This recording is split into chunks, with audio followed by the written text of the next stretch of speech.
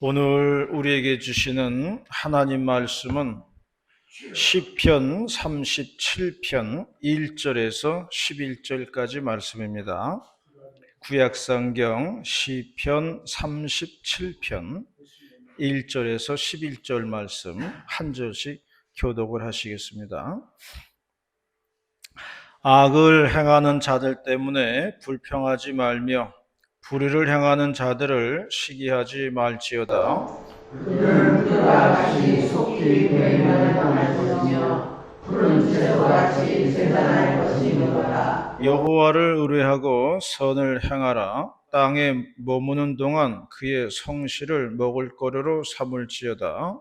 또 여호와를 기뻐하라. 그가 내 마음의 구원을 내게 이루어 주시리로다. 네 길을 여호와께 맡기라. 그를 의지하면 그가 이루시고 내 의를 깨끗이 나타내시며 내 공의를 정오의 빛같이 하시리로다. 여호와 앞에 잠잠하고 참고 기다리라. 자기 길이 형통하며 악한 꾀를 이루는 자 때문에 불평하지 말지어다. 불을 붙이고 노를 버리며 불평하지 말라. 오히려 악을 만들 뿐이라. 진실로 악을 행하는 자들은 끊어질 것이나 여호와를 소망하는 자들은 땅을 차지하리로다. 잠시 후에는 하늘이 없어지니 내가 그것을 자세히 살필지라도 없애리라. 함께 봅니다. 그러나 온유한 자들은 땅을 차지하며 풍성한 화평으로 즐거워하리로다. 아멘.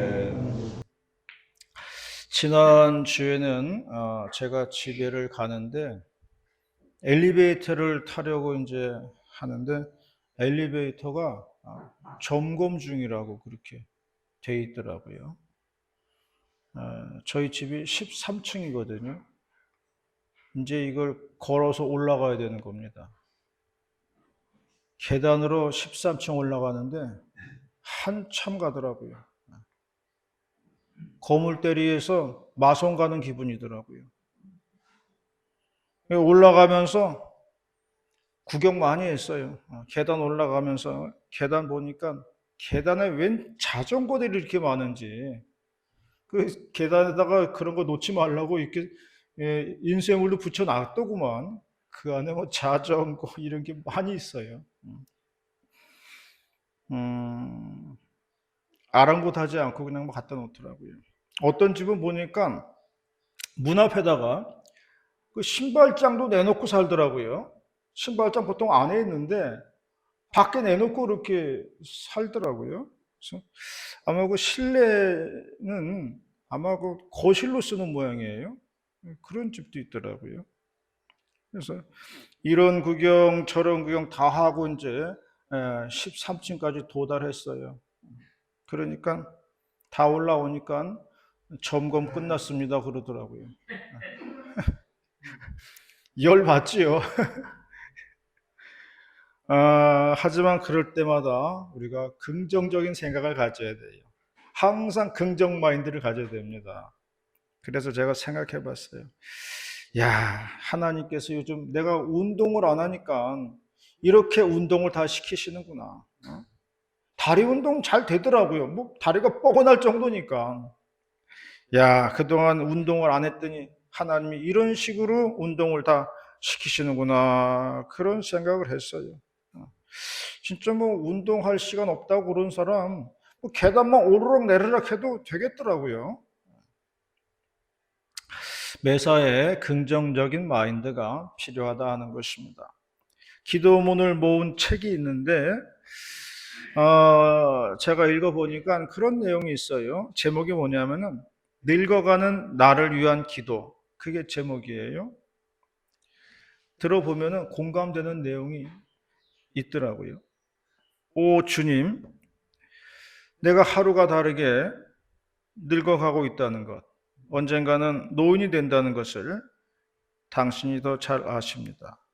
그러므로 어디에서든 내가 나서야 일이 된다는 착각을 하지 않게 해 주옵소서. 타인의 일에 끼어들고 싶어하는 나의 과도한 열정을 다스려 주세요. 사색하되 사변적이지 않고 도움을 주되 지배하지 않는 방법을 배우게 해 주옵소서. 내 몸의 아픔과 병에 대해 침묵하는 법을 배우게 하십시오. 병의 고통은 점점 심해지고 엄살에 대한 유혹은 점점 커집니다. 남의 엄살을 기쁜 마음으로 들을 수 있는 재능을 바라지는 않습니다. 그저 참고 들을 수 있는 인내심을 주소서. 나도 틀릴 수 있다는 마음을 배우게 하십시오. 그리고 남에게 사랑받는 사람이 되게 하소서. 성자가 되고 싶은 생각은 없습니다. 성자, 성녀와는 밥 한 끼 같이 먹기도 불편합니다. 하지만 말도 붙일 수 없이 괴팍한 노인네가 되기는 싫습니다. 그렇게 썼어요. 그리고 제가 한마디 더 붙인다면 이걸 붙이고 싶어요. 사소한 일에 섭섭증이 생기지 않게 하소서. 좀 더 너그럽고 긍정적인 사람이 되게 하소서. 그걸 붙이고 싶더라고요. 나이가 들어가는 분들은 다 궁금하는 내용입니다. 오늘 본문의 말씀은 하나님은 공평하시다입니다. 오늘 주어진 본문을 통해서 우리에게 주시는 하나님 말씀을 듣도록 하겠습니다.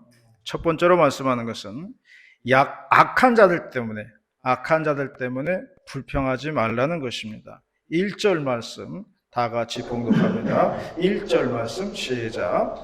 악을 행하는 자들 때문에 불평하지 말며 불을 행하는 자들을 시기하지 말지어다. 악한 자들 때문에 불평하지 말고 불을 행하는 자들 때문에 시기하지 말라고 했어요. 그 이유는 2절에 나와 있습니다. 2절에 왜 그러냐면은 그들은 풀과 같이 뱀을 당할 것이고 푸른 채소같이 쇠잔할 것이다. 그렇게 말씀을 했습니다. 간단하게 말해서 하나님은 악인에게는 벌을 내리실 것이고 선한 사람에게는 복을 주실 것이다. 이런 이야기를 하는 거예요. 여기서 우리가 깨달아야 하는 건 뭐냐면은 하나님은 공평하신 하나님이시라는 거예요.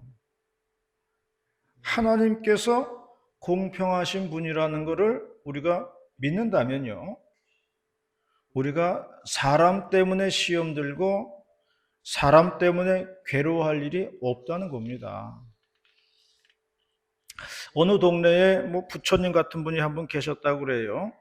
그런데 주변 사람들이 그를 괴롭혔어요. 시간이 한참 지난 뒤에 사람이 물어보았습니다. 아니, 선생님은 주변에서 그렇게 못살게 구는데도 어떻게 견디셨어요? 그랬더니 마음 착한 사람이 하는 말이 그러더라는 거예요. 그거 그냥 냅두니까 다들 다 죽대 그러는 거예요. 자신이 손보지 않고 가만 놔두어도요, 시간 가니까 하나둘씩 다 그냥 간다는 거예요. 그래서 저도 여태까지 살아오면서 깨달은 것 하나는 뭐냐면은 하나님은 공평하시다는 거예요. 정말 공평한 거예요. 우리가 하나님은 공평하시다는 것만 믿고 있어도요, 우리는 원망과 불평에서 탈출할 수가 있는 거예요. 예전에 그 동아그룹이라고 있었어요. 그 그룹 회장이 이제 최원석 회장인데 제가 유튜브를 통해서 인터뷰를 보았어요. 이분이 리비아 대수로 공사도 했고요. 또 과거에는 또 펄 시스터즈하고 결혼도 했다고 그러고요.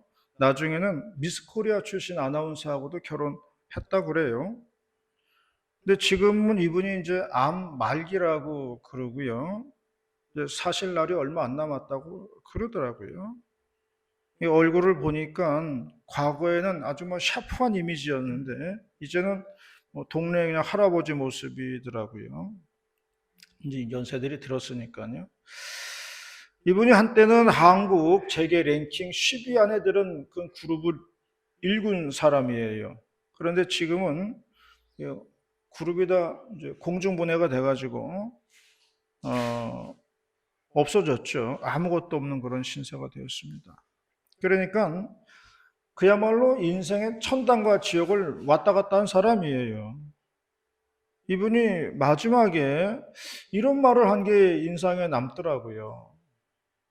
그저 한 가정 이루어서 말썽 없이 살고 있다면 그게 행복이지요. 그러더라고요. 한국에 재벌이고 지금은 빈털터리예요. 살고 보니까 결론이 나오는 겁니다. 그저 한 가정 이루어가지고 말썽 없이 살면 그게 행복이다. 그거예요.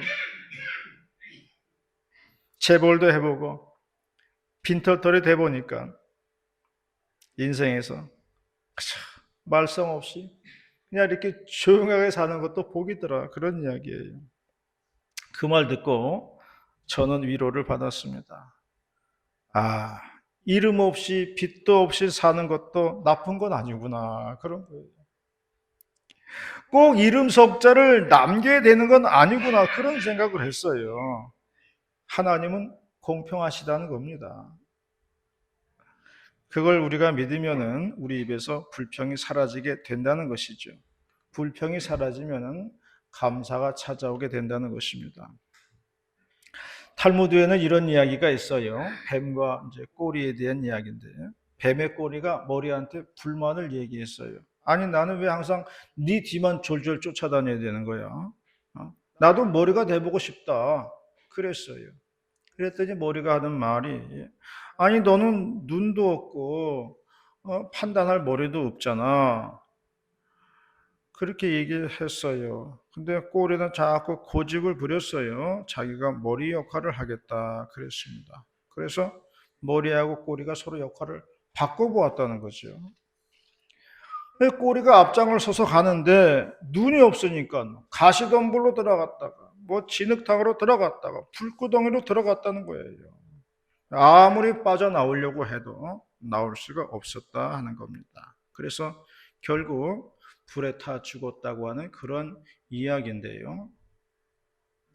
여기에서 우리에게 가르쳐 주는 내용은 머리는 머리의 역할이 있고요. 꼬리는 꼬리의 역할이 있다는 거예요. 그것이 한테 모여가지고 온전한 뱀 한 마리가 되는 겁니다. 그러므로 꼬리의 역할에 감사하자는 거예요. 꼬리가 꼬리의 역할을 제대로 해야 온전한 뱀 한 마리 되는 겁니다. 비록 머리는 못 돼도요, 꼬리의 역할에 감사하자는 거예요. 하나님은요, 꼬리에게도 주는 은총이 있는 거예요. 공평하신 분이니까. 이것을 알면요, 우리가 이 땅에서 감사하면서 살 수가 있는 겁니다. 지난번에 우리 오행자 집사님 환경단체에서 보상금을 받았다 그래요.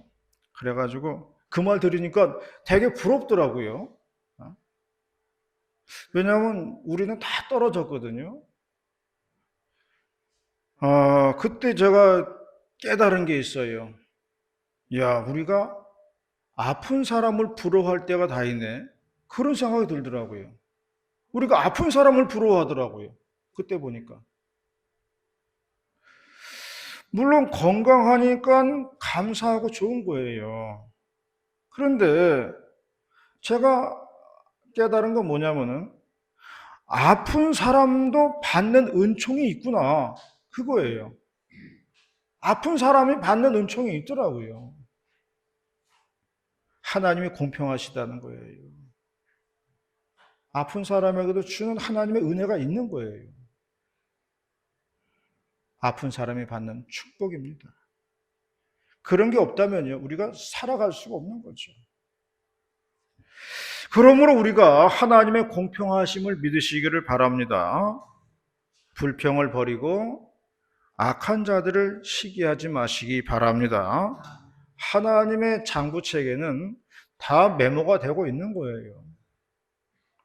그러므로 오늘도 믿고 감사하면서 사는 우리 모두가 되시기를 바라겠습니다.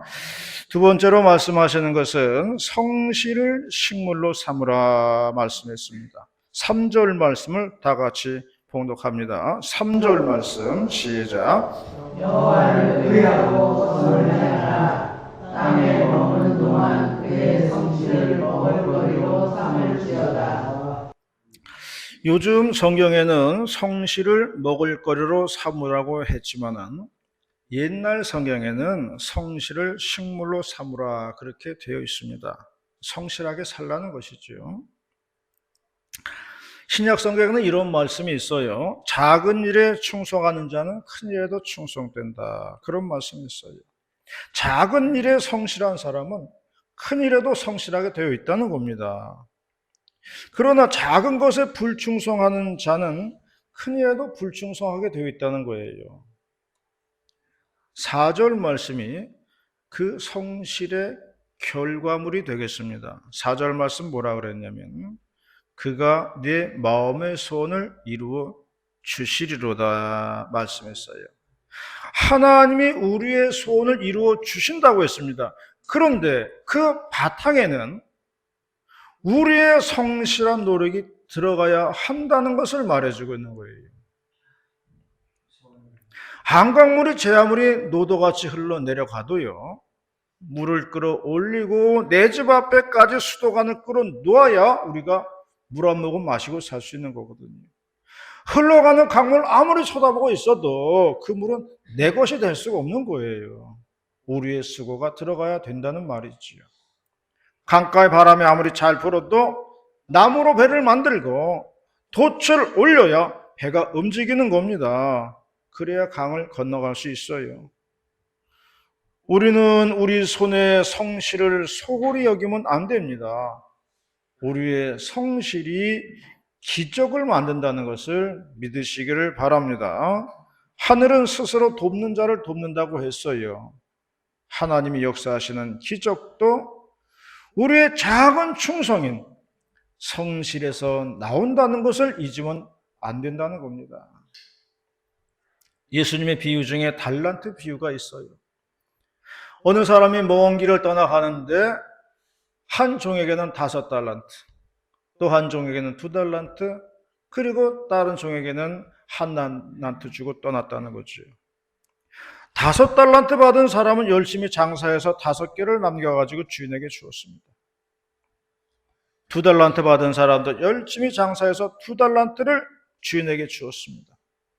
그런데 1달란트 받은 사람이 문제예요. 보자기에 싸서 땅에 묻어두었다가 주인에게 주었습니다. 이것 때문에 주인은 1달란트 받은 사람을 책망을 했습니다.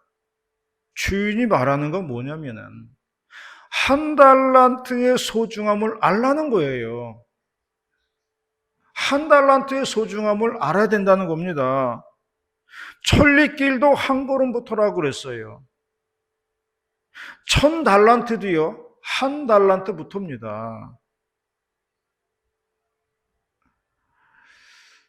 이 소중한 1달란트의 의미를 종은 모르고 있었던 거예요. 그러므로 우리는 이 1달란트의 소중함을 알아야 된다는 거예요. 1달란트를 소액으로 생각하는 그런 마인드 버리라는 겁니다. 1000달란트도 1달란트부터 시작한다는 걸 가지라는 거예요.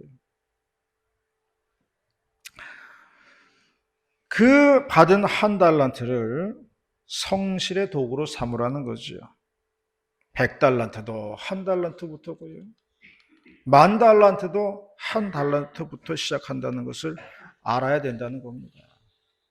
이 1달란트가 얼마나 소중한지를 아는 마음, 이게 중요하다는 거예요. 임금이 한 신하를 불러가지고 명령을 내렸습니다. 이 우물물을 길어가지고 밑빠진 독에다 채우라. 그런데 독이 깨져 있으니까, 밑빠진 독이니까 아무리 우물물을 길어도 채워지지가 않는 거예요. 하지만 충성스러운 신하는 임금님 명령이니까 열심히 기르다가 깨진 항아리에다 부었어요. 채워지진 않죠. 하지만 열심히 물을 길었더니만 우물 바닥에서 뭔가 번쩍이는 게 보이더라는 거죠. 그래서 봤더니 금덩어리더라. 신하가 임금에게 가서 말했습니다. 임금님 용서해 주세요. 독에 물은 채우지 못했습니다. 그런데 우물 바닥에서 금덩어리 하나 발견했습니다. 그러자 임금이 웃으면서 말했다는 거지요. 밑 빠진 독에 물 채우느라고 고생했다. 그대는 참으로 충성스러운 신하요. 내 금덩어리를 당신에게 주려고 준비한 것이요. 그렇게 얘기했다는 겁니다. 성실을 식물로 삼는 자에게는 하나님의 축복이 있음을 믿으시기를 바랍니다. 이러한 저와 여러분이 다 되시기를 바라겠습니다. 마지막 세 번째로 말씀하는 것은 온유한 자가 승리한다 말씀하고 있습니다. 11절 말씀 다 같이 봉독합니다. 11절 말씀 시작. 그러나 온유한 자를 떠나지 자하며 풍성한 화평으로 즐거워하리로다. 한 남자가 강아지 살려고 이제 강아지 파는 가게에 갔다는 겁니다. 가서 말했습니다. 제일 충성스러운 강아지를 한 마리 사고 싶습니다. 그러자 아저씨가 강아지 한 마리를 건네주면서 말하기를 이놈이 제일 충성스럽습니다.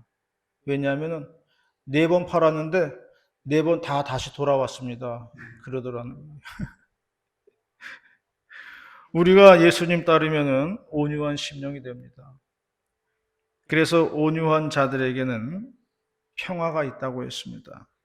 주님께 가까이 가는 마음, 이것이 온유한 마음이라고 말씀하고 있는 거예요.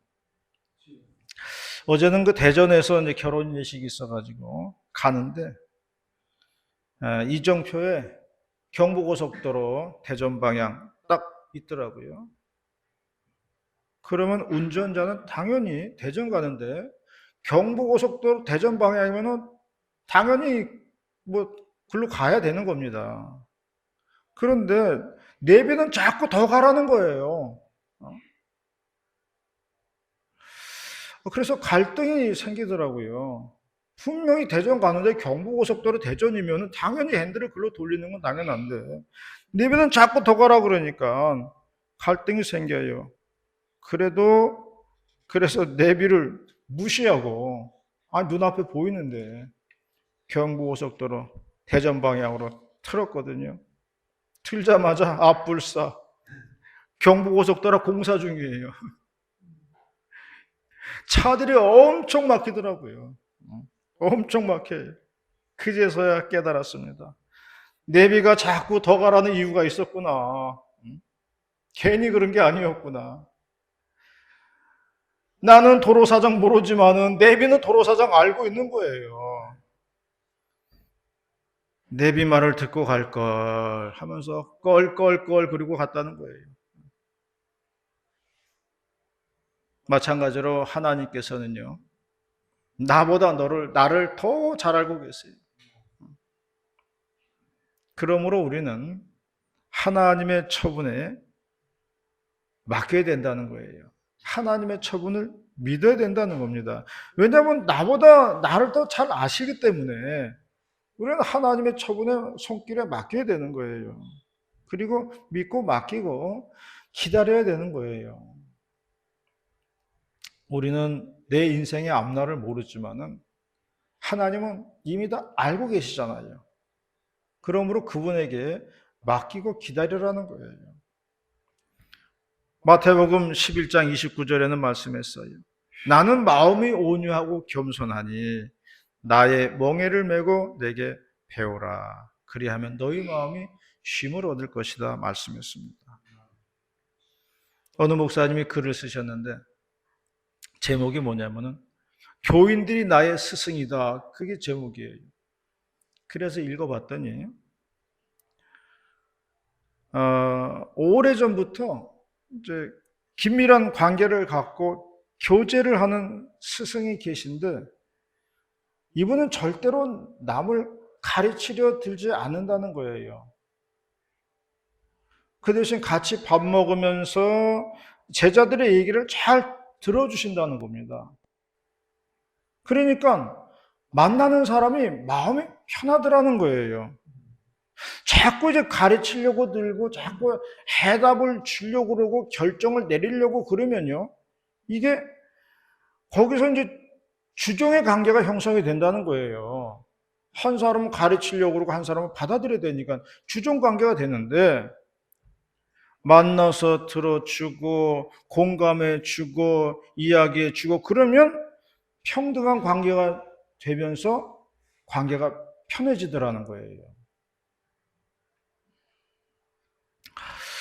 그래서 이 목사님도 자신도 이제는 교인들한테 가르치려고 하지 말고 가르치려 들지 말고 교인들을 그저 스승처럼 생각을 해야 되겠다. 그렇게 마음을 먹었다는 거예요. 시골의 목사님인데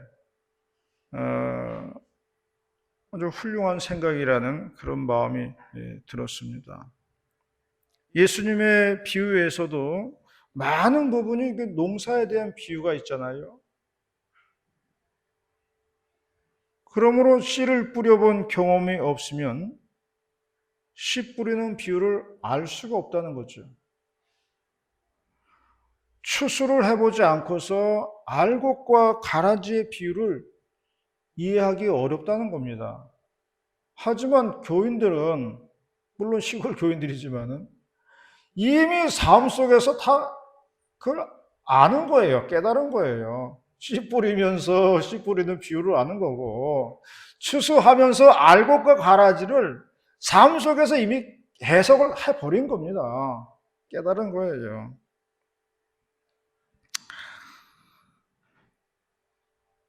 그래서 그다음부터는 성도들을 스승으로 생각하고 모시니까 모든 것이 천국이더라. 그런 얘기를 한 거예요. 목사야 성경 읽고서 배워서 알지만 성도들은 삶 속에서 성경을 해석하는데 뭘 더 가르칠 게 있겠어요. 성경은 말씀했습니다. 온유한 자는 땅을 차지하고 풍성한 화평으로 즐거워한다고 했습니다. 풍성한 화평으로 기뻐하는 저와 여러분이 다 되시기를 축원합니다. 기도하시겠습니다. 은혜롭고 자비로우신 아버지 하나님 감사를 드리옵나이다. 오늘도 6월 둘째 주를 맞이하여 주의 전에 모이게 하시고 말씀 앞에 모이게 하시고 하나님께 찬송과 예배드리게 하시오니 감사를 드리옵나이다. 하나님의 말씀 가슴 신비에 새기게 하여 주시옵시고 생명력 있게 하여 주시옵소서. 그 말씀에 의지하여 살아가는 복된 종들 되게 하여 주시옵소서. 할렐루야 감사드리며 예수님 이름으로 기도 올리옵나이다. 아멘.